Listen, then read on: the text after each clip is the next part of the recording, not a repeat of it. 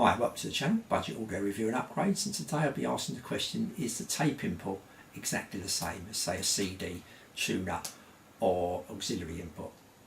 Well, I think this mainly happens on old bits of vintage hi-fi, but it's still worth checking any amplifier or receiver you've bought if you can get hold of the circuit diagram for it, or maybe just look at the manual you've got for it, the little instruction manual.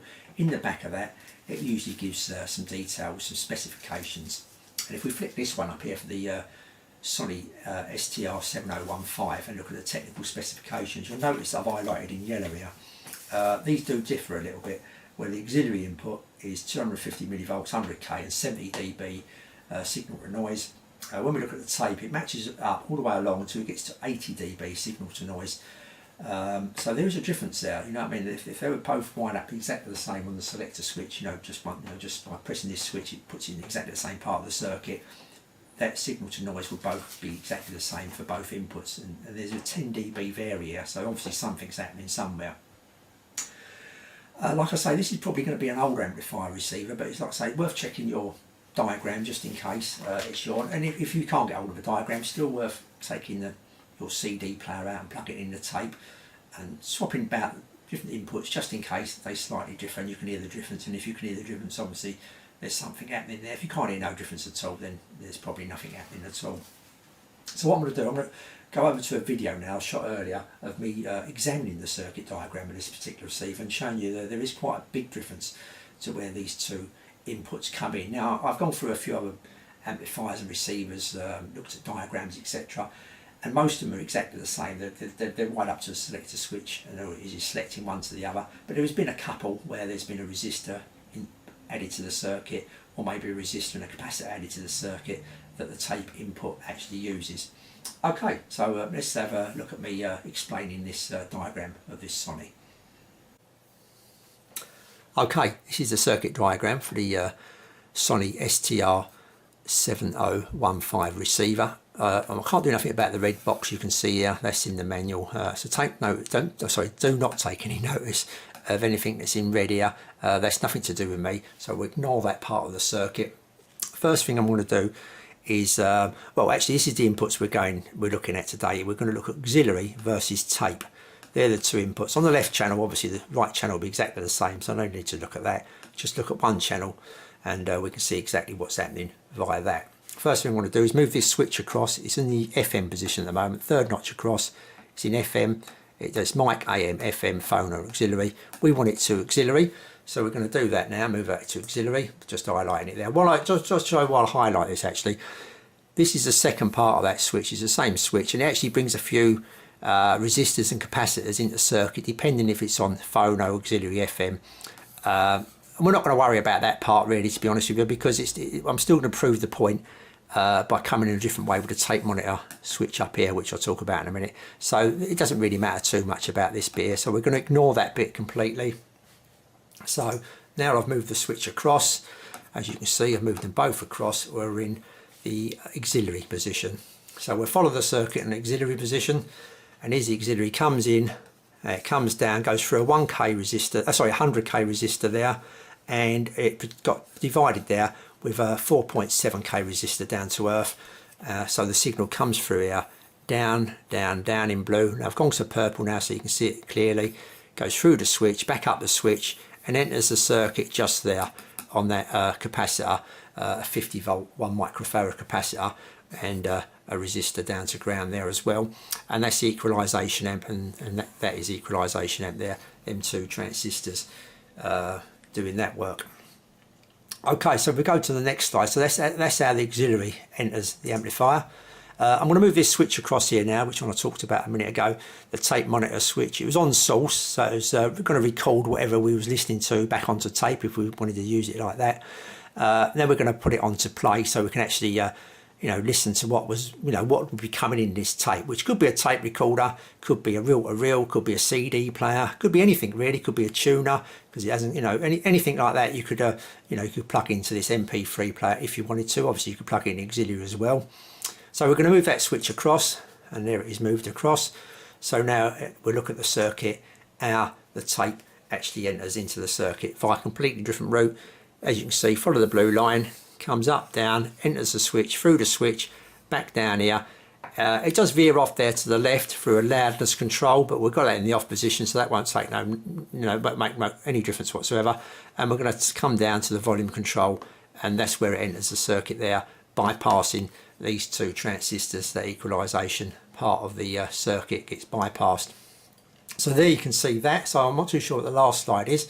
Oh yeah, just showing you really that everything in green here, by using this tape input and that switch, has been bypassed. So that's all been bypassed. Yeah, so bypassing that will give a slightly different sound, which I'll come to when we go back to me in the studio. Okay, yeah, sorry, I couldn't resist that line. Me back to in the studio. Okay, right. How did it sound? What was the difference between the two inputs here? What's the video all about, so to speak? First of all, if I just bring up two different pictures here of me using my cheap, this is a cheap oscilloscope, but it still does the job fairly well. It's only about £15. Still handy to have about, when you maybe can't hear something, and you can actually see a picture of it, so to speak, or whatever. It just gives a more of a visual thing of maybe what's happening as well. Just going to show them out. I noticed that between the two sources, the volume was slightly lower than one than the other, and this this proves it as well. This was with the volume set exactly the same place, and taking the output of here out the headphone socket just to show you the different volume levels coming out here. This is the tape. Using tape, we're using this as the source, the tape. Input as a source, so playing the CD, I played a CD, a test tone of 1 kHz here through the CD input, or through the tape input, should I say, with a CD player through the tape input first. This is the picture, and as you can see, just take a few readings here, and also look at the waveform, where it actually hits the graph, where it is. That'll give you an idea as well. You'll see a different wave, amplitude of waveform in the next picture.